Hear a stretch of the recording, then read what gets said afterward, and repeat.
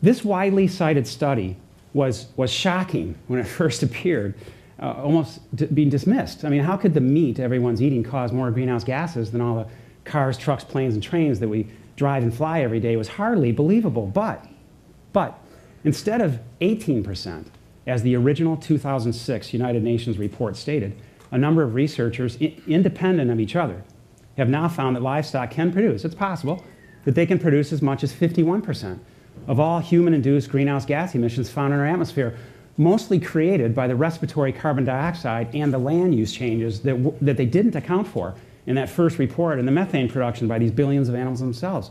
It's not due to confinement or as a byproduct of factory farming methods. Now, most researchers now agree that this figure is minimally 30%. And this is also without factoring in, it's without factoring in all the greenhouse gases emitted because of our demand to eat fish. The fuel, refrigeration, processing, packaging, transportation, etc. Regardless of where this exact number resides, somewhere between 30 and 51%, it's not 18. And it's also not acceptable. A perfect example of how this information is suppressed occurs every single year during our climate change conferences, held originally in Kyoto with its 1997 Kyoto Protocol, and most recently it was in Doha, where countries come together and they're trying to solve this global warming problem, at least superficially, but none of this is being addressed. In fact, at these conferences, it's now being postponed. It's very important for them and everyone else to understand that it won't really matter how many light bulbs are changed out, and it won't matter how many hybrid cars there are on the road if we don't first change out the way we eat. Nothing was really accomplished at Doha then, consistent with previous conferences, primarily because the two largest emitters in the world, China and the US, don't participate. and the countries that do, the 200 countries that are in attendance, well, they can't agree on anything. So now the attention at these prestigious conferences are turning to how we can all adapt to climate change, since it appears to be inevitable to them that climate change is inevitable, rather than just putting forth the effort to mitigate it.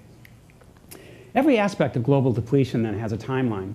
It's not really a question of if we're going to run out of something, it's when. The most critical timeline of all, I think, is climate change. We have a 3 to 4 year window of time from now to drastically reduce greenhouse gas emissions, or we will eventually see irreversible warming of our planet. Most experts agree that if our planet's temperature increases just 2 degrees centigrade, just 2 degrees centigrade from previous historic levels, well, we're going to see catastrophic effects.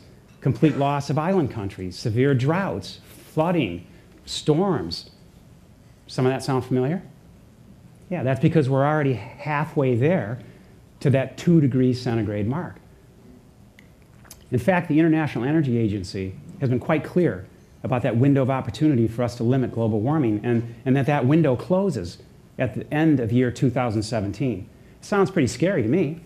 Something everyone should be aware of and concerned about, right? But what does this have to do with food? Get this guy off the stage.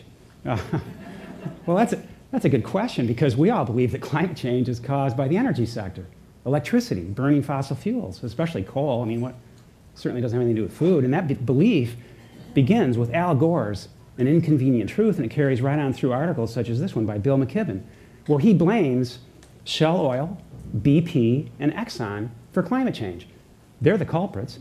Well, they do have something to do with it, but whether it's with winning a Nobel Peace Prize, or at an annual global climate change conference, or with prominent publications such as this, those with a platform that are being heard have failed to mention or properly position the role of eating animals, despite its incredible factual contribution of 1/3 to 1/2 of the problem. Here's some math to think about.